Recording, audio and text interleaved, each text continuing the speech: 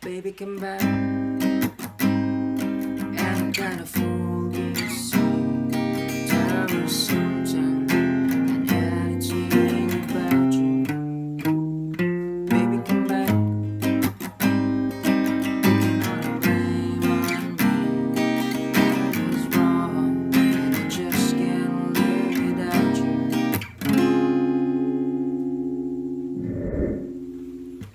Hello sa inyo mga tolls, welcome sa aking channel. Ngayon tuturo ko sa inyo Baby Come Back by Play.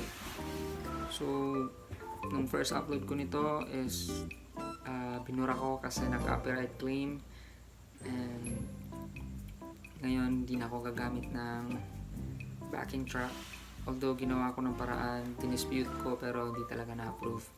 So, let's start.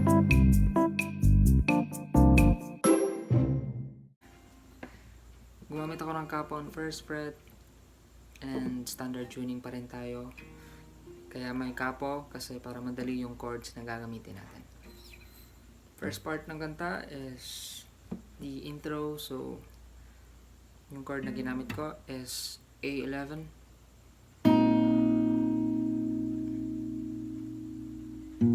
If you don't know that, kung nahihirapan kayo sa chord chart, index finger in the second string, 3rd fret, middle finger in the 3rd string, 4th fret, ring finger in the 4th string, 5th fret,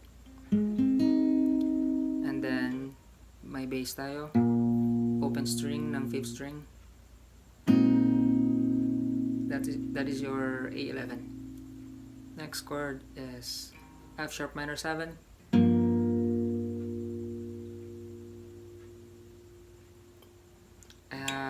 A modified F sharp minor 7. So, pwede yung pumili kayo sa either this one or this one. So, yung A11 natin at saka F sharp minor 7, tatlong balik. And then, after that, balik sa A11. Balik ulit, F sharp minor 7. And then passing chord to B minor 7. Balik na naman sa A11. F sharp minor 7. Baka malito kayo, ito lang, same chords lang yan, okay? And then balik ulit A11. F sharp minor 7. Papuntang B minor 7. That's it.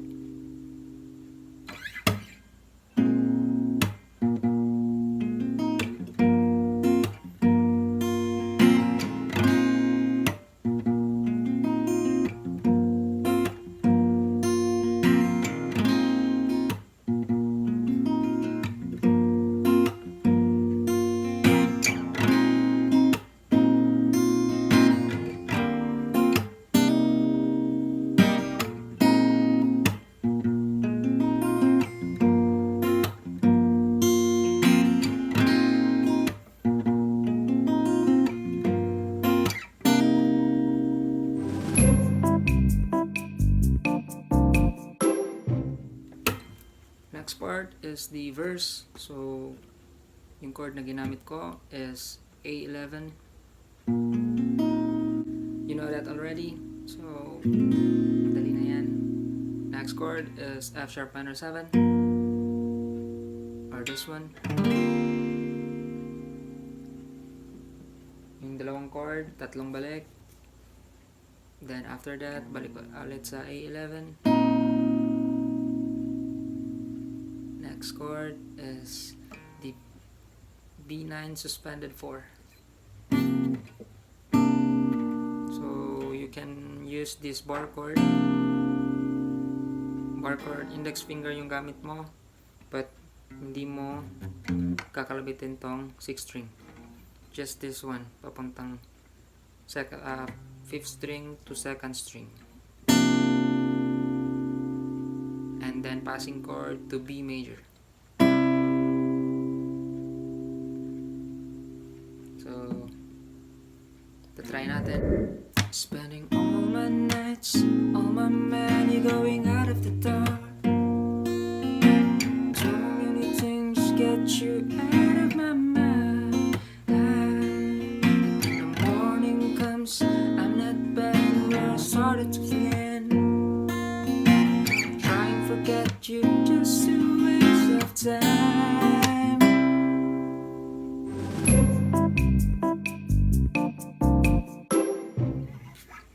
So, next part is the chorus.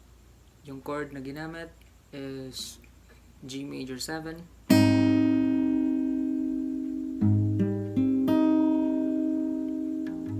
Kung nahihirapan kayo, index finger in the 6th string, 3rd fret, ring finger in the 4th string, 4th fret, little finger in the 3rd string, 4th fret, and middle finger in the 2nd string, 3rd fret.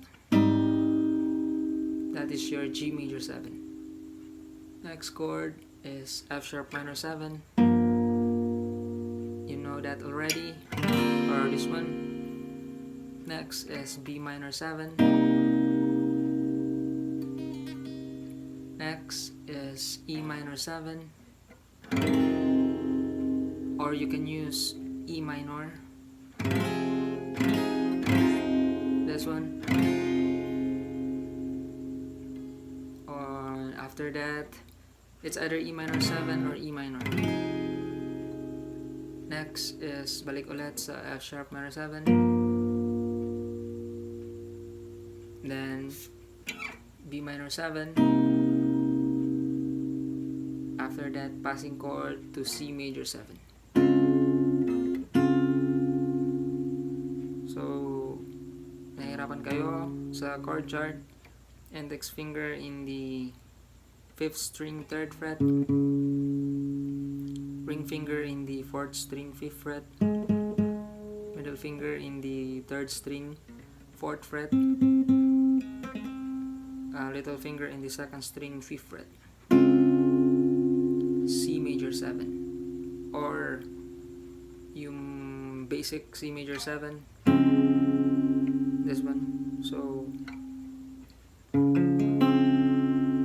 yan yung pinaka-basic. So, tatry natin. Baby, come back.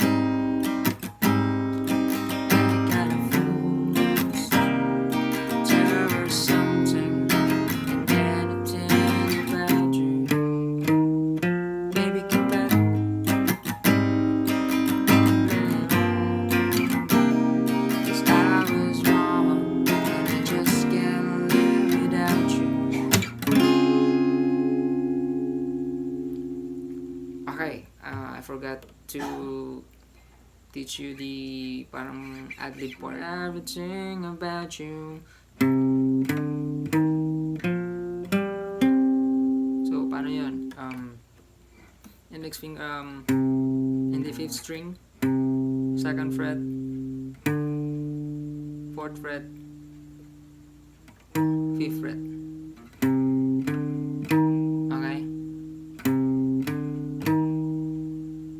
Sa 5th string yung ginamit ko, ha. And then proceed to 4th string, 4th string, 2nd fret, and then 4th fret. Okay, so repeat ko.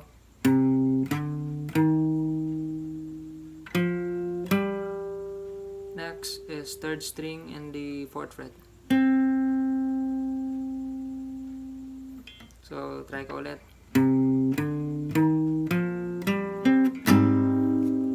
So, yun lang.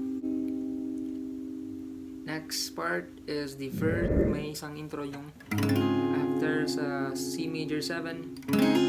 Intro is once lang.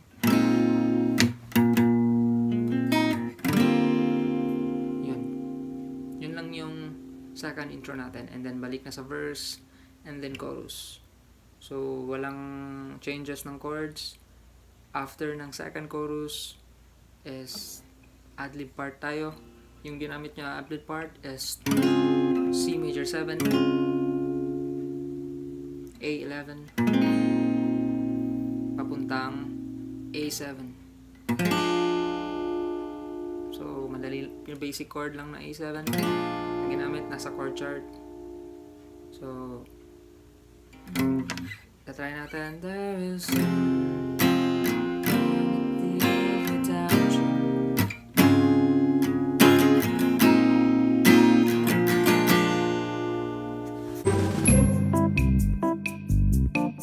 Okay. So, after nung second adlib natin, yung first adlib natin, proceed tayo sa bridge part. So, yung bridge part, yung ginamit niya na chord is F major 7. Index finger in the second string, first fret. Middle finger in the third string, second fret. Ring finger in the fourth string, third fret. Okay. Next chord is C9.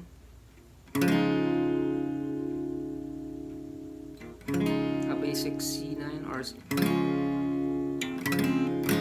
ganyan, C9.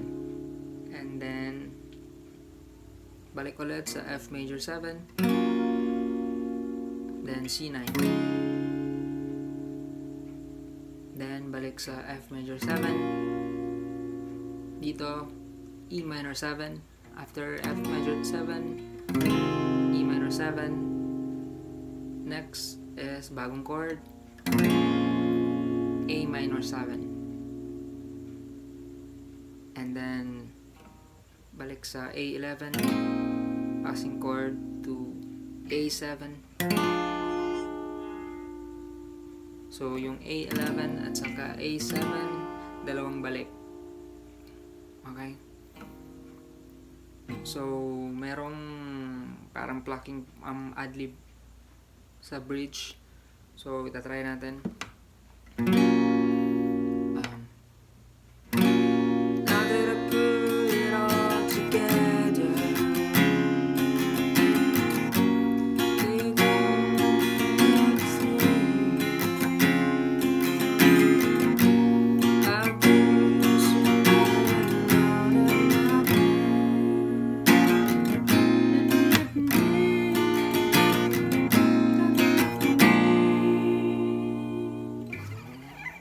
So, sa bridge talaga is meron siyang adlib part. So, yung kanina.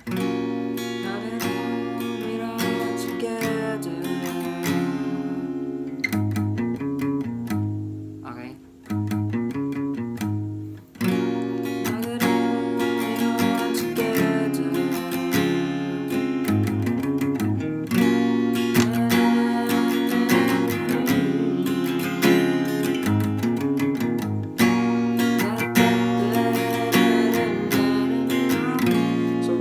Paano yun?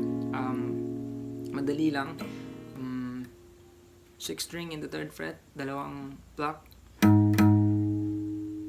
Next is open string sa 5th string. Next is 5th string, 3rd fret. Okay?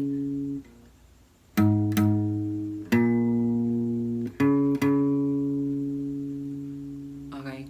After ng C, balik ulit sa open string na 5th string, and then 6th string 3rd fret. Okay.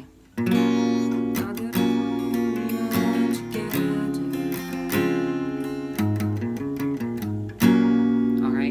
So pwede din hindi nyo na gagawin yan kasi kung hindi nyo kaya tugtugin, so you can use rhythm lang, yung chord lang.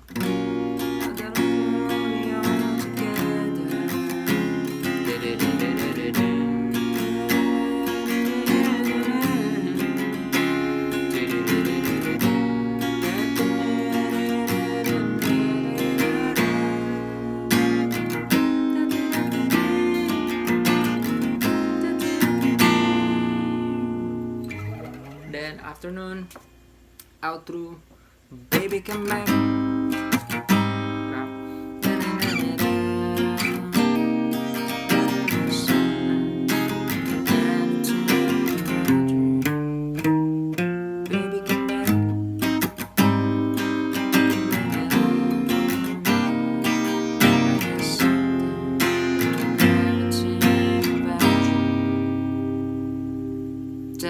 voice. And ad-lib.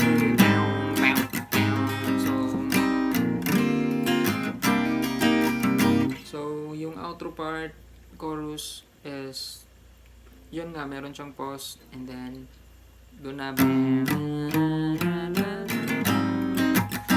ad-lib part na yun. Yung ad-lib part, same lang sa chorus, until mag-fade yung song. So, yun lang. Hope mga tolls, and hope sana hindi na to mag-copyright kasi wala na akong ginamit na backing track pang melody na hindi sa akin. So,